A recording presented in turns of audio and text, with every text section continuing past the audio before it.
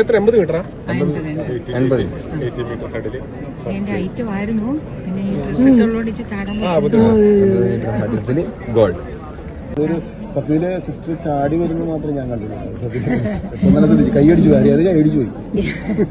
College പഠിക്കുമ്പോ university ലെവലിൽ മനസ്സിലായി.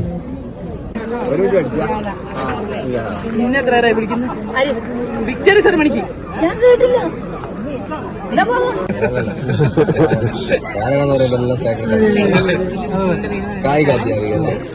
എത്ര 55+.